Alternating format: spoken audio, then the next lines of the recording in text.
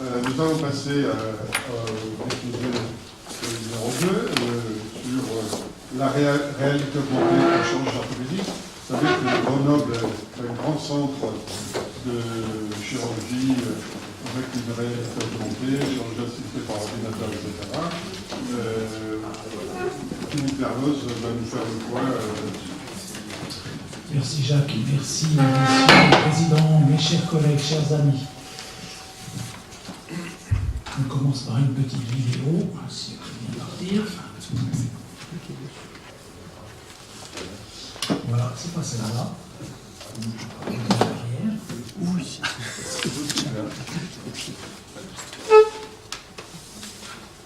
Voilà, celle-là. Car on confond souvent réalité augmentée et réalité virtuelle. Vous voyez cette très belle villa dans ce parc luxuriant, avec piscine, bien sûr, tout le luxe qui s'attache à cette réalisation. Malheureusement, cette villa n'existe pas et son environnement n'existe pas non plus. C'est véritablement, totalement irréel, c'est de la réalité totalement virtuelle. Voilà une deuxième vidéo, nous faisons comprendre les choses. Voilà, cette jeune femme a envie de changer de garde-robe, donc elle se met devant un miroir. Sur le miroir défilent des items, elle choisit la catégorie de vêtements qu'elle veut, et comme il y a des caméras vidéo qui la voient en permanence, elle est revêtue immédiatement du vêtement qu'elle a choisi. Donc le magasin existe, la jeune femme existe, les vêtements existent aussi, mais que s'est-il passé? Comme vous le voyez ici, il y a eu incrustation d'informations dans un monde réel. Donc la réalité virtuelle, c'est différent, c'est de la totale immersion dans un monde créé numériquement et artificiellement. La réalité augmentée, c'est un peu différent. C'est la superposition d'objets, de sons, d'images, de vidéos, etc.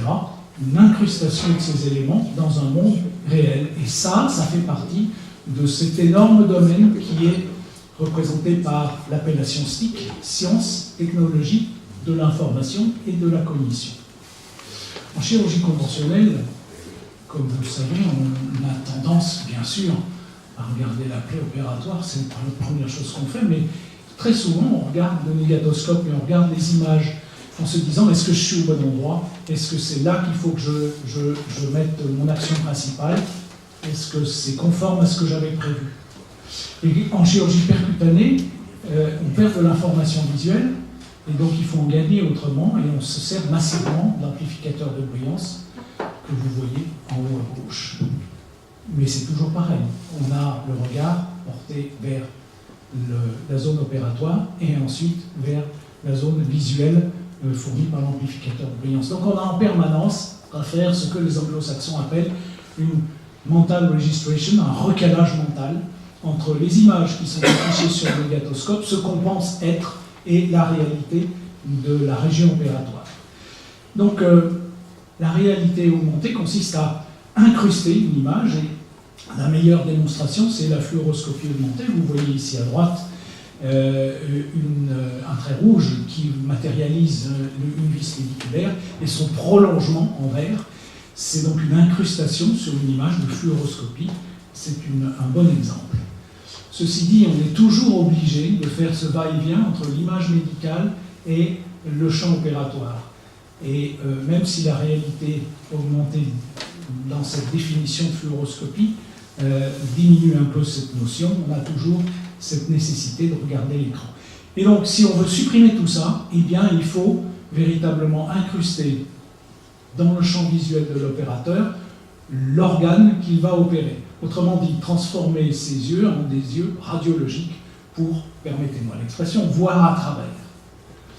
Alors, pour ça, il faut un certain nombre d'outils, et ces outils sont apparus quand on a compris, et les gens ont compris que ceux qui font de l'imagerie, ceux qui font de la physique, ceux qui font de la médecine ou de la chirurgie, ceux qui font de la robotique et ceux qui font de l'informatique devaient travailler ensemble pour se mettre tous ensemble dans le canal et dans le tuyau, et pour joindre leurs efforts et laisser la place à la réalité augmentée.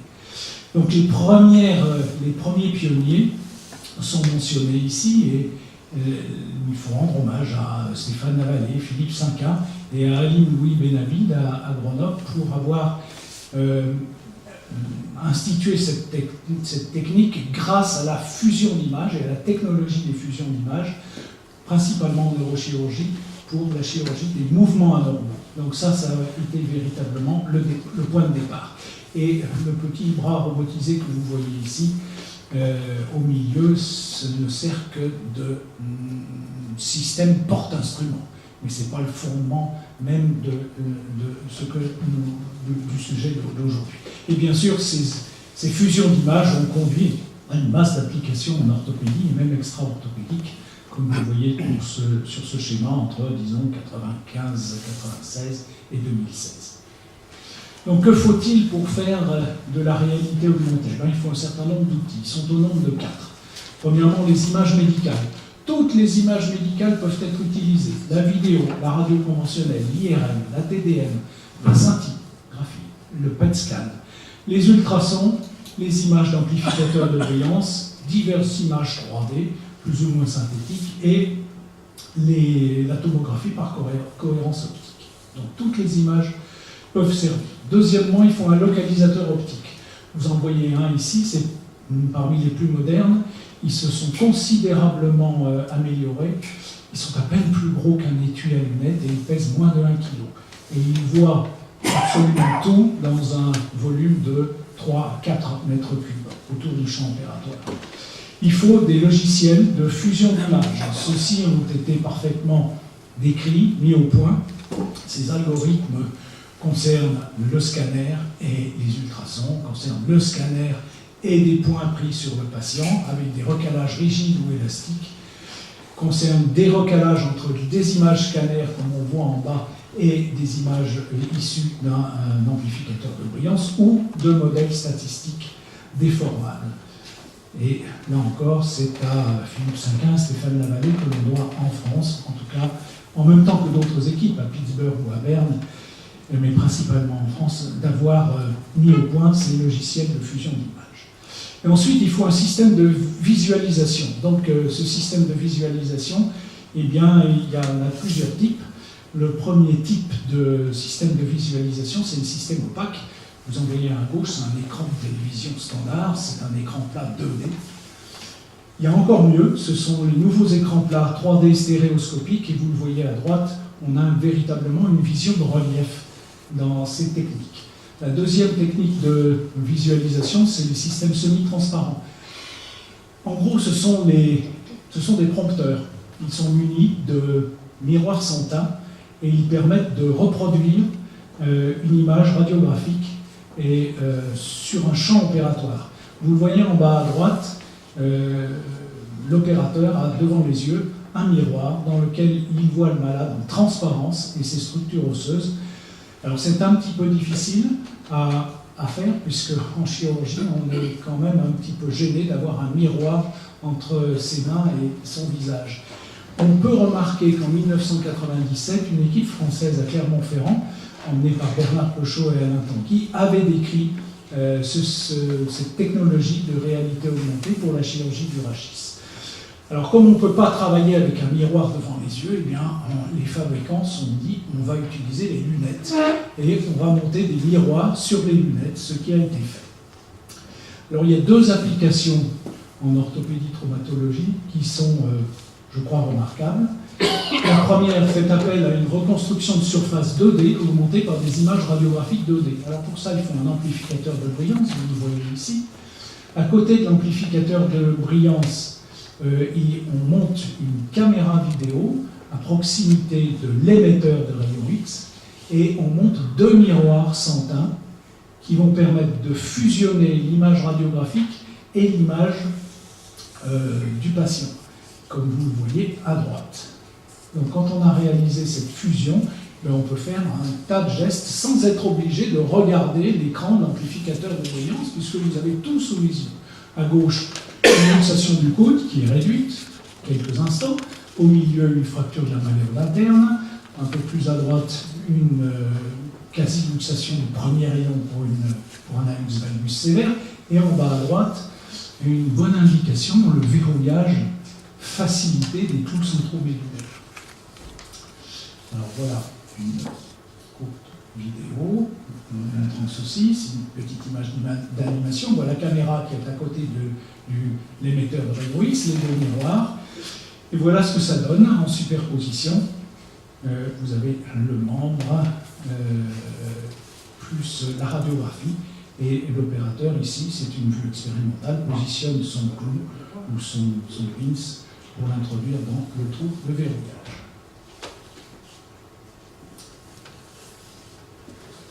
Voilà. La deuxième application, ça consiste à utiliser une reconstruction de surface 3D, donc un scanner, comme vous le voyez au milieu, et une image radiographique, ou plus exactement vidéo. Vous connaissez ce sandwich, je pense. La caméra vidéo va le filmer, mais pas n'importe quelle caméra vidéo, c'est une caméra RGBD. RGBD, ça veut dire qu'elle filme dans le rouge, le vert, le bleu et dans la profondeur. Et vous voyez l'image que ça donne de ce sandwich en bas à droite, ça vous donne une image de volume et de relief. Alors quand on fait ça, et quand on fusionne ces images avec l'image scanner, eh bien on peut projeter une image en transparence, vous le voyez ici, de rachis sur un mannequin, ou projeter une image de relief osseux sur un visage, comme vous le voyez ici dans le domaine de la chirurgie maxillofaciale. Les images vont se projeter soit sur un écran 3D stéréoscopique, soit à travers de lunettes munies de miroirs sans teint. Voilà une petite animation vidéo qui va vous montrer. C'est un mannequin et à l'intérieur, vous voyez, grâce à l'écran stéréoscopique 3D, vous voyez le rachis vu comme on peut le voir sur des radiographies. C'est une autre animation. Alors là, elle est un tout petit peu plus futuriste, mais elle correspond bien à la réalité. La réalité dans quelques semaines possible. Donc sur le patient, on fixe un référentiel, il est vu par la caméra infrarouge. On fait un scanner de bloc grâce à cet amplificateur de brillance 3D. Une vidéo est faite dans le même temps.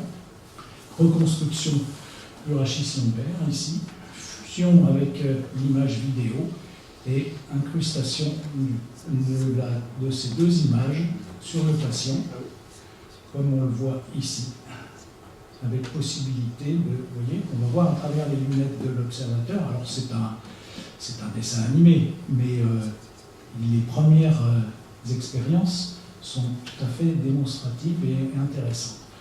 On peut donc faire de la chirurgie percutanée sans être obligé de regarder en permanence l'amplificateur de brillance ou l'imageur qui est à côté de vous.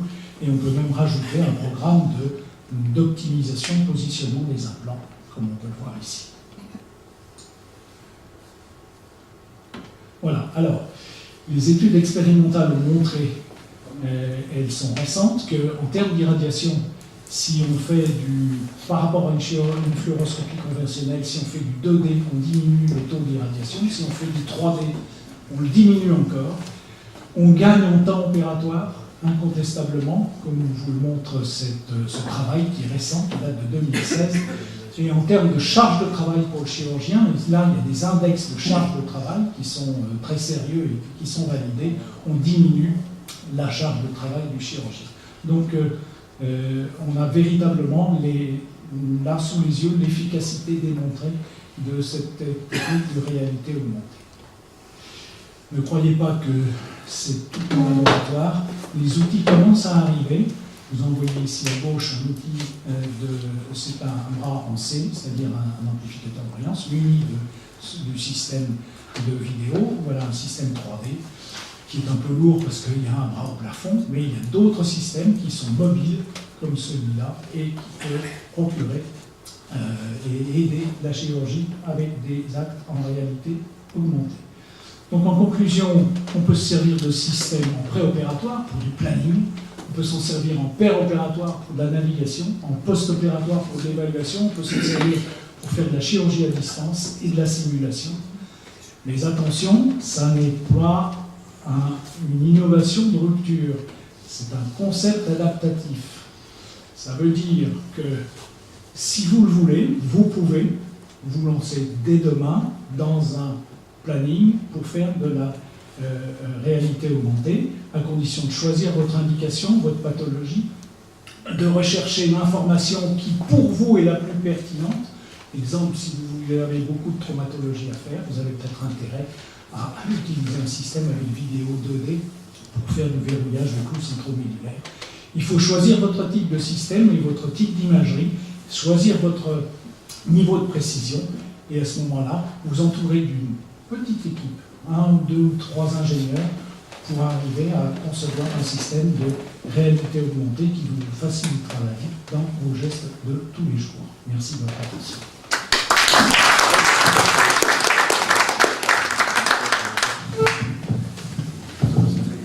Il veut faire un commentaire. Oui. Philippe, merci pour cette jolie présentation.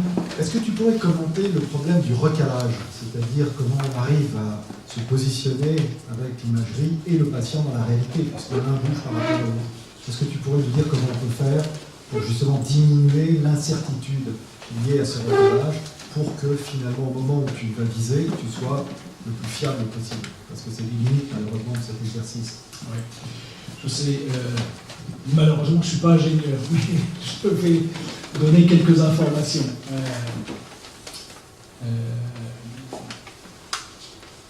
Lors de l'acquisition des images, avec les derniers modèles d'amplificateurs de brillance 3D, il y a une compensation automatique avec les mouvements respiratoires. Donc le recalage, la compensation est automatique. Ensuite, si les lunettes du chirurgien, puisqu'on va dans l'extrême, si les lunettes du chirurgien sont parfaitement immobiles, fixées sur un casque, et si elles sont vues en permanence par le localisateur optique, il n'y a pas de problème.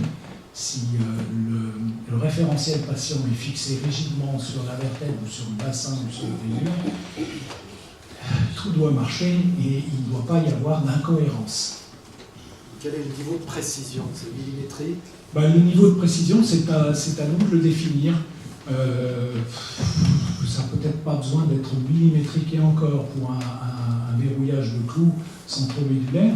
Pour une visée pédiculaire, il vaut probablement mieux que ça soit millimétrique, surtout si on travaille dans un niveau haut, c'est-à-dire en thoracique haut. Voilà, c'est à nous de le définir. C'est-à-dire que si on veut utiliser de la vidéo en 2D et fusion d'images 2D, ça s'applique peut-être bien en traumatologie pour le verrouillage des clous centromédulaires, pas bien pour la chirurgie du rachis ou la chirurgie du bassin. Là, il faut travailler en 3D. Donc il faut chercher le millimètre, parce que par définition, la précision d'un scanner, c'est le millimètre. Jean-Luc Bousset, Oui. un commentaire. Ça ne s'applique que pour des cas particuliers, si on peut dire. Oui. Pas dans la chirurgie de tous les jours. Non. Parce qu'il y a des milliers de vis pédiculaires qui ont été mises freehand, sans contrôle, uniquement à la fin. Et donc, pour des cas très particuliers, ça justifie, je le comprends parfaitement. Mais dans la biologie de tous les jours, non. Non. Même pour mettre une vis sur un clou verrouillé, on y arrive aussi sans aucun système de Bien entendu. Donc c'est dans des cas particuliers. C'est dans des cas particuliers, mais ça peut être d'une aide tout à fait intéressante. Ah ben bien sûr. Je ferai une petite remarque pour faire suite à celle de M. Bousset, c'est que je pensais ça, et puis on a acquis ces systèmes de navigation, et sur le nombre de vis qu'on met, on a découvert ce qui est rapporté dans les littératures, des pédicules dysmorphiques, notamment de la scoliose, et dans lesquels on voit ce qu'on faisait autrefois, en pensant que c'était assez effrayant, parce qu'on ne voyait pas ce qu'on faisait. Et donc ça a changé complètement notre façon de mettre les vis. Et c'est devenu, on imagine qu'on ne peut pas revenir en arrière pour, je parle de la navigation simple, mais je crois que c'est la même chose avec la réalité augmentée. Donc je pense que, moi je ne pense pas que, je pense que ça change notre façon de faire et de façon quotidienne. Et après une période où ça prenait plus de temps, ça prend moins de temps maintenant et plus sûr. D'autres questions, Pierre Lascombe? Pierre Lascombe, merci Philippe. Tu parles de la traumatologie. Je voudrais éviter la confusion d'accord pour le verrouillage, mais avant, il faut réduire et fixer la fracture. Donc on a les deux bouts qui bougent. Ça veut dire comment on fait? On est obligé d'avoir deux acquisitions différentes. Est-ce que c'est possible pour qu'après, on voit ces deux bouts bouger sans bien sûr les contrôler sur amplificateur de brillance? On peut utiliser plusieurs techniques. On peut utiliser le 3D et le 3D vidéo pour voir les deux extrémités, les réduire, puis mettre le clou, et puis ensuite utiliser un 2D vidéo pour faire le verrouillage. Hein. Mais ça peut se faire avec du 3D aussi. Hein. On peut utiliser les deux techniques. J'ai répondu à ta question. Est-ce qu'on peut utiliser le scanner qui est disponible pour tous les patients ayant une pathologie rachidienne? Les 3D du scanner qui ont une définition maintenant extraordinaire, submillimétrique. Est-ce qu'on peut utiliser le 3D du scanner comme 3D virtuel, le plaquer sur l'image en la recalant sur l'anatomie? Oui, tout à fait. C'est tout à fait possible. Il y a dans le système global, il y a l'acquisition du scanner en préopératoire, puis ensuite les images radioscopiques ou scanographiques péropératoires, la fusion des images, et dans le même temps, on va acquérir les images scanner péropératoires, il y aura un enregistrement vidéo, comme vous l'avez vu, un peu particulier, qui vous donne la profondeur, et on peut fusionner toutes ces images et avoir la projection sur le patient comme si on avait des yeux radiologiques. Donc l'acquisition PEROP peut être réduite à une quantité de rayons absolument minimale, puisqu'elle suffit simplement à recaler les images préopératoires de scanner. Oui, surtout si on utilise un cone beam CT, c'est-à-dire un scanner qui émet un rayon qui est tronconique, et non pas qui émet un rayon, un faisceau qui est un faisceau plan. Voilà, surtout si on utilise le cone beam CT. Le cone beam CT est peu utilisé en France, malheureusement. Philippe, avec vous. Je pense que, comme toi, qu'on va avoir de nouvelles innovations, mais jusqu'à présent, on a toujours choisi l'outil pour résoudre des problèmes complexes. Si on prend l'inverse, c'est-à-dire que si on prend des systèmes grand public et l'inverse, par exemple Google Maps, qui nous permet pratiquement de nous promener dans une rue de manière virtuelle, on peut imaginer l'inverse, c'est-à-dire prenons quelque chose de très simple, la fracture de protocole. Si on photographie face au profil de poignet, on a quasiment, on pourrait faire l'inverse, à partir de la photo de la peau, avoir la position des os. Et donc on peut imaginer l'inverse, c'est-à-dire qu'à partir de 2 smartphones, pratiquement, on puisse reconstituer la position des os et que le chirurgien puisse pratiquement avoir la position des os, la réduction par rapport à la peau sur le smartphone et brocher. Donc je pense qu'on va avoir l'inverse, c'est-à-dire qu'on va avoir des applications pour de la chirurgie très simple qui va peut-être permettre de résoudre des problèmes relativement simplement, à partir simplement non plus de l'os, mais de déplacement de la peau. Oui, absolument. Je crois aussi l'inverse va être possible. L'inverse va être possible. Et ça me donne l'occasion de dire simplement un tout petit mot sur l'utilisation du 2D vidéo, tel que vous l'avez vu. Il y a dans certains centres, notamment en Allemagne, en Munich, il y a un centre de traumatologie qui l'utilise quotidiennement. C'est un produit qui est utilisé quotidiennement par eux, le bloc opératoire tous les jours, que ce s'agisse de fracture d'extrémité distale du radius ou du verrouillage des clous centromodulaires. Mais l'inverse est vrai. Il va être vrai. Oui, une question un peu complémentaire. Est-ce que tu as eu déjà un usage, par exemple, de Google Glass, de PEROP, qui te renvoie des images, par exemple, produites par ces smartphones? C'est tout à fait envisageable. Parce que vous avez dans le champ visuel du chirurgien, à la fois le patient, mais également dans votre œil, l'image projetée de la vidéo, de tout examen complémentaire utile. Alors ça, c'est la première question. La deuxième question n'a rien à voir, c'est cette application de la réalité augmentée en carcinologie en viscérale, par exemple la projection tumorale au niveau du foie, la segmentation hépatique, ça peut parfaitement être projeté en PEROP dans le champ du chirurgien et savoir où est-ce que les instruments vont passer à proximité de tel ou tel élément noble, comment peut-on l'éviter, etc. Donc c'est deuxième application de la réalité augmentée en chirurgie viscérale. Mais Ou en neurochirurgie également. en chirurgie viscérale, c'est utilisé la réalité augmentée. Oui, oui, tout à fait, je confirme. Je confirme, et notamment en chirurgie hépatique, hein, grâce à l'utilisation du Da Vinci, hein, les images sont projetées sur l'écran du Da Vinci. Et le Google Glass Le Google Glass, malheureusement, aucune expérience personnelle. Donc je ne peux pas en parler.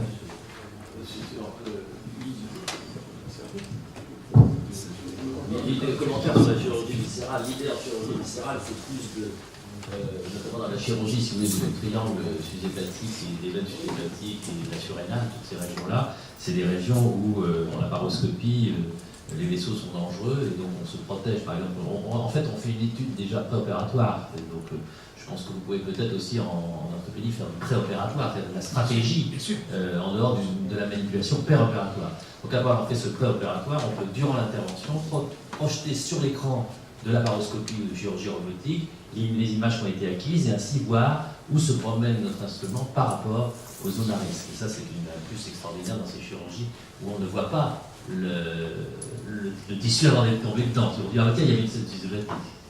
Voilà. Donc ça, c'est un progrès, mais c'est pas la routine. Dans les centres spécialisés, notamment toute l'équipe de Nancy, c'est Maresco a développé ça dans son laboratoire de façon assez extraordinaire. Je confirme. Merci.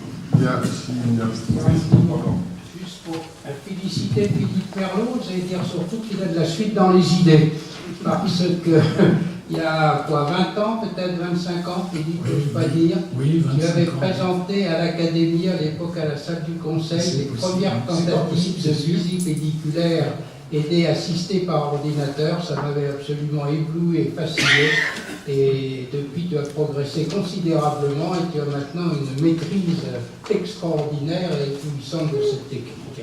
Donc tu as vraiment suivi un autre chemin extraordinaire. Henri, merci, mais je pense qu'il faut surtout remercier les scientifiques qui ont travaillé avec nous, qui sont à l'origine des systèmes de fusion d'images et des algorithmes de fusion d'images, parce que c'est ça qui a fait faire un grand pas en avant. Nous ne sommes que les acteurs de cette réflexion qu'ils ont menée, et surtout de la forte croyance dans les possibilités technologiques de cette application de fusion d'images. Mais Philippe, simplement pour compléter ce que vient de dire notre président, quelle est la collaboration, comment s'organise la collaboration entre les différentes parties à Grenoble, entre la chirurgie, les physiciens, les techniciens, etc., enfin, toute l'équipe de Grenoble? Comment ça marche? Comment ça fonctionne? Eh ben, il y a un institut qui s'appelle le Surgical Institute. Ça a été fondé par Philippe Sinquin, qui réunit le laboratoire TIMC, technologie de l'imagerie, de la modélisation de la cognition, de l'Institut de mathématiques appliquées de Grenoble, donc c'est l'Université Grenoble-Alpes. Donc il y a une structure qui est parfaitement identifiée, il y a un bureau, il y a des réunions, il y a une assemblée générale, on se réunit chaque année, les programmes sont définis, les budgets sont alloués, ou pas alloués quelquefois, et ça réunit toutes les spécialités. Il y a des orthopédistes, il y a des urologues, il y a des chirurgiens cardiaques, il y a des chirurgiens digestifs, et principalement ceux qui font de la chirurgie hépatique, il y a des neurochirurgiens, et chacun travaille dans son domaine. Il n'y a pas, c'est pas réservé aux Grenoblois, il y a M. Moser qui travaille en neurologie à la Pitié-Salpêtrière, donc il y a des Parisiens, il y a des Lyonnais aussi qui viennent en chirurgie ORL. Donc tout le monde peut venir. On a travaillé récemment avec des Bordelais, donc il y a des thésards qui viennent et qui s'impliquent. Donc c'est une équipe, c'est une communauté scientifique et médicale. Merci beaucoup. Voilà, merci Jacques.